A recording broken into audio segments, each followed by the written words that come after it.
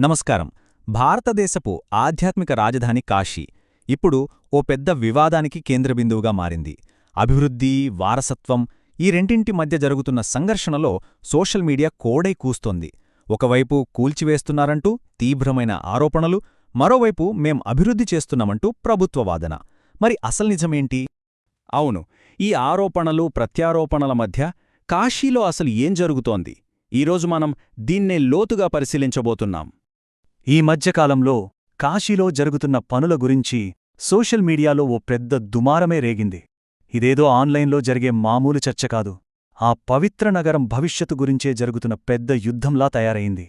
వారణాసిలోని వారసత్వ కట్టడాలను బుల్డోజర్లతో కూల్చేస్తున్నారంటూ కొన్ని ఫోటోలు, వీడియోలు తెగ వైరలయ్యాయి.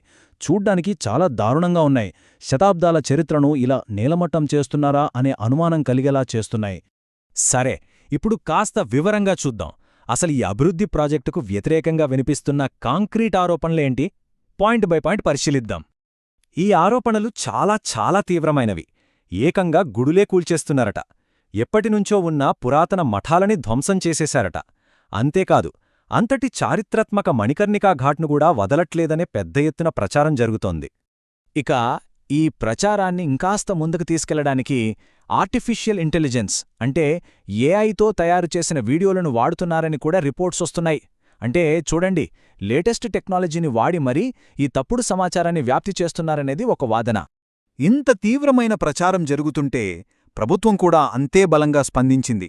ఇప్పుడు ప్రభుత్వం వైపు వాదనేంటో చూద్దాం. ఈ ఆరోపణలపై ఉత్తరప్రదేశ్ ముఖ్యమంత్రి యోగి ఆదిత్యనాథ్ చాలా ఘాటుగా స్పందించారు. ఈ వార్తలన్నింటినీ తీవ్రంగా ఖండించారు. ఆయనే స్వయంగా ఈ వివాదంపై క్లారిటీ ఇచ్చేందుకు ముందుకొచ్చారు. ఆయన మాటల్లోనే చెప్పాలంటే వారు సనాతన ధర్మ అనుచరుల మతపరమైన మనోభావాలతో ఆడుకుంటున్నారో, ఈ ఒక్క మాటతో ఆయన ఎంత సీరియస్గా ఉన్నారో మనకు అర్థమవుతోంది. ప్రభుత్వం ఈ ప్రచారాన్ని పూర్తిగా దుష్ప్రచారమని కొట్టిపారేస్తోంది. ఇది కావాలనే ప్రజలను తప్పుదోవ పట్టడానికి చేస్తున్న ఒక క్రిమినల్ ప్రయత్నమని, కాశీ అభివృద్ధి ప్రాజెక్టుకు చెడ్డపేరు తేవడమే దీని వెనకున్న లక్ష్యమని, అంతేకాదు ఇది మన దేశ వారసత్వాన్ని అవమానించడమే అని ప్రభుత్వం వాదిస్తోంది. సరే, ఈ ఆరోపణలు, ప్రభుత్వ వాదనలు పక్కన పెడితే అసలు వాస్తవంగా అక్కడ ఏం చేయబోతున్నారు? మణికర్ణికా ఘాట్ విషయంలో గవర్నమెంట్ అఫీషియల్ ప్లాన్ ఏంటి? ఇక్కడ చూస్తే మనకు రెండు వర్షన్లు చాలా క్లియర్గా కనిపిస్తున్నాయి. ఒకవైపేమో కూల్చివేస్తున్నారని ఆరోపణ, మరోవైపు ప్రభుత్వమేమంటుందంటే ఇది కూల్చివేత కాదు, ఒక సిస్టమాటిక్గా చేస్తున్న ఆధునీకరణ అని. ఘాట్ను పాడు చేశారంటే లేదు, దాన్ని ప్లాన్ ప్రకారం పరిరక్షిస్తున్నామని చెబుతున్నారు. మరి విగ్రహాల సంగతేంటి?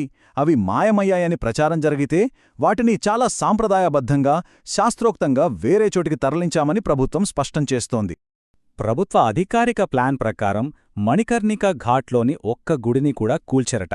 పైగా వాటన్నిటిని రక్షించి ఇప్పుడు చేస్తోన్న ప్రాజెక్టులో భాగంగా వాటిని ఇంకా బాగా పరిరక్షిస్తామని ప్రభుత్వం చాలా స్పష్టంగా చెబుతోంది. మరిదంతా దుష్ప్రచారమైతే దీని వెనకున్న అసలు ఉద్దేశాలేమై ఉంటాయి? ఎందుకీ ప్రచారం చేస్తున్నారు? యోగి ఆదిత్యనాథ్ ప్రకారం ఈ ప్రచారం వెనుక ఉన్నది ఒకే ఒక్క కారణం: కాశీ అభివృద్ధికి అడ్డుకట్టవేయడం. డెవలప్మెంట్ను అడ్డుకోవాలనే ఉద్దేశంతోనే ఇదంతా చేస్తున్నారని ఆయన ఆరోపిస్తున్నారు. ఆయన ఒకప్పటి కాశీకి ఇప్పటి కాశీకి ఉన్న తేడాను గమనించమంటున్నారు. అప్పటితో పోలిస్తే ఇప్పుడు నగరం ఎంతో మెరుగుపడిందని, ఈ అభివృద్ధి కళ్లముందే కనిపిస్తోందని ఆయన వాదిస్తున్నారు. అంతిమంగా చూస్తే ఈ సమస్య అంతటికీ మూలం ఒక్కటే: కాశీ భవిష్యత్తుపై జరుగుతున్న రెండు భిన్నమైన కథనాల మధ్య పోరాటం. ఒకవైపు వారసత్వాన్ని కాపాడాలనే వాదన, మరోవైపు అభివృద్ధి ప్రణాళికలు. ఈ మొత్తం వివాదం మన ముందొక పెద్ద ప్రశ్నను ఉంచుతోంది: అభివృద్ధి, వారసత్వం ఈ రెండిటినీ బ్యాలెన్స్ చేయడం సాధ్యమేనా? ఇలాంటి చారిత్రక నగరాల విషయంలో మనం ఎలాంటి దారిని ఎంచుకోవాలి? దీనిపై ఆలోచించాల్సిన అవసరం ఎంతైనా ఉంది.